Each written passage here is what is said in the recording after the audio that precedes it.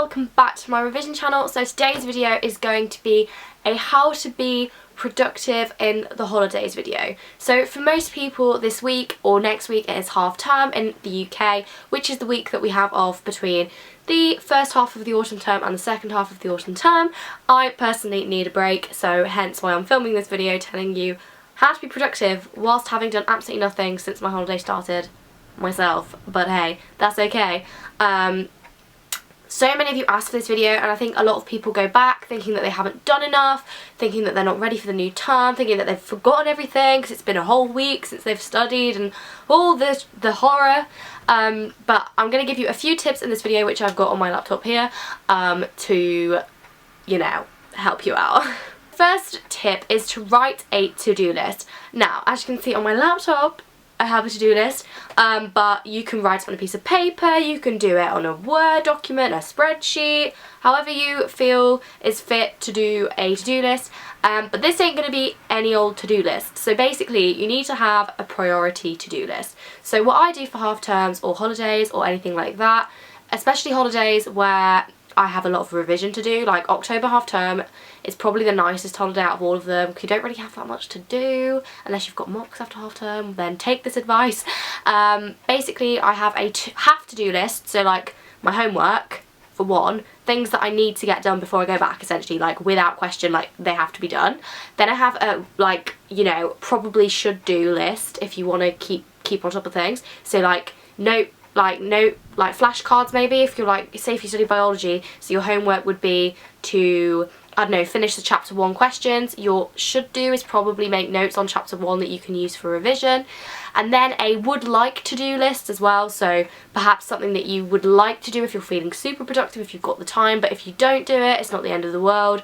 So another example for biology would be do some extra past paper questions, maybe. So then for your biology list, then you'd have your 3 columns: should do, have to do, and probably could do if you wanted to. So that's what I've done for this holiday. So I actually have no have to do's because I did all my homework like before half term, so I don't actually have any have to do's. But on my should do, I've got summary notes for the topics that we've covered in German and Spanish for my speaking exam, and should do as in preparing for, we're starting the biggest paper of our English Lit exam after half term, so I should really do some reading around that and preparation and things in terms of, you know.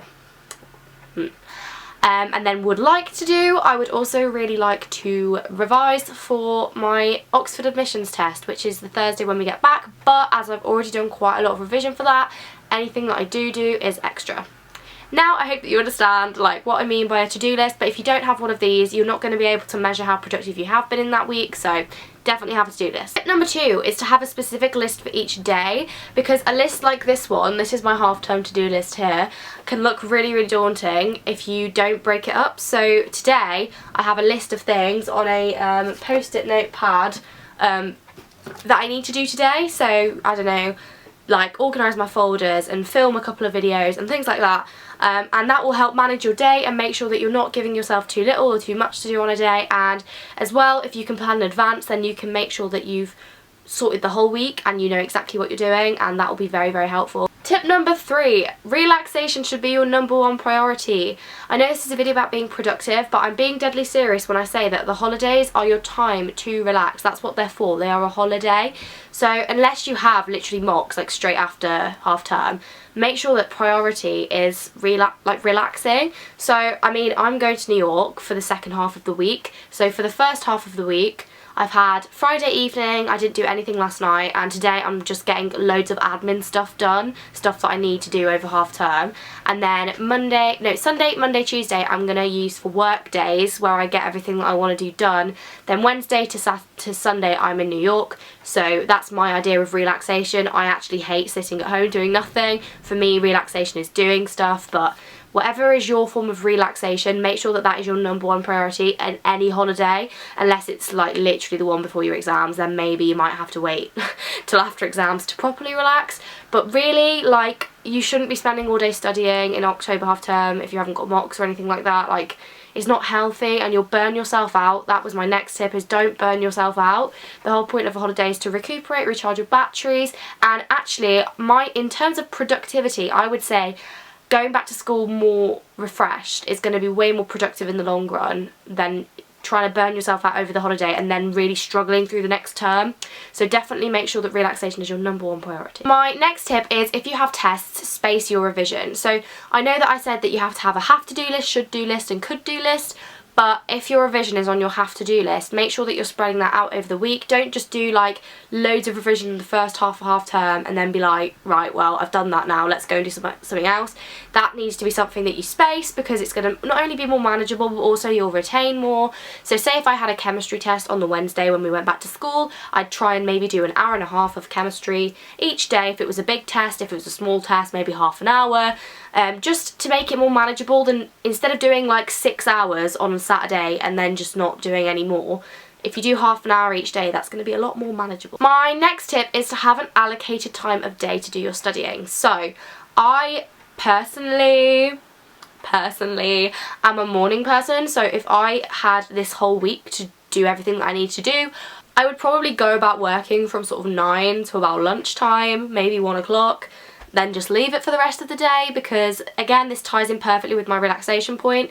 You need to have most of the day just to relax, to get yourself back on track, reset your body clock, everything that you need to do, you know.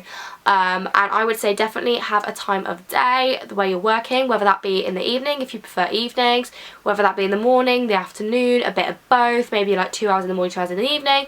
Just have the time where you're going to work and have your time where you're going to relax. Keep them separate. Don't be that person, aka me, that says they're going to do that and then all day on and off is kind of doing a bit of work, a bit of going on your phone, a bit of work, a bit of going on your phone, go and do something else, come back, and then you feel like you spent the whole day working, so you're tired, and you also haven't been that productive. Whereas if you do like a burst of a few hours in the morning and you have the rest of the day to do what you want, you're going to feel way more productive, if that makes any sense. Tip is to get up early. I'm not saying get up at 4 AM and go and for a run and then meditate and then, you know, literally, I'm not saying that, okay? I'm not saying get up like early, but I'm saying don't lie in, because I know lions can be tempting. But if you are getting up at like 11 or 12, that's your day wasted. Like it's gone. It's pretty much gone. You've only got the afternoon.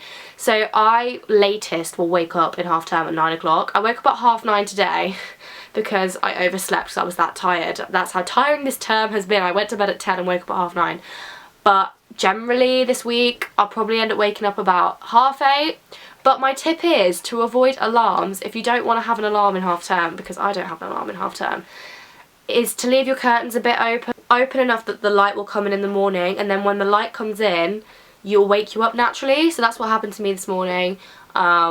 Generally at this time of year you can still get away with doing that. Obviously when it's like December you might need an alarm if you want to get up before like 10, but generally it works. It's a good tip and I use it, and it makes you more productive because you're not feeling like you've been forced to get up. You're getting up naturally, but you're just helping the sun induce that wake up a little bit more. Next one is, I think being productive doesn't just have to be work. I always take the holidays as a time to organise my life. So I've already this week organised all my folders, tidied out my room, sorted out my clothes, decluttered my email, everything that you haven't had time to do in term time. So like all the admin stuff that you have been putting off, do it in half term. So like I need to go and get some currency for New York, haven't done that. I need to like go and put some stuff in the attic, which has been lying there because I haven't really had a spare minute. Things like that. That is like half term is the perfect time to do that, really. Like get all of your stuff that you need done. So when you go back and there's a new term and a load of new challenges, you're fresh-headed and you've got nothing weighing down on you. And I would say if you spent a whole day of your half term just organising your life, that is a productive day. And finally, my last tip is the evening before you go back to school. Take some time for yourself. Don't be cramming. Like make sure that you have been organised enough in your holiday that you can have the evening off, or even the whole day off, the day before you go back to school. Have a bath, go do something nice, watch your favourite film, have a takeaway.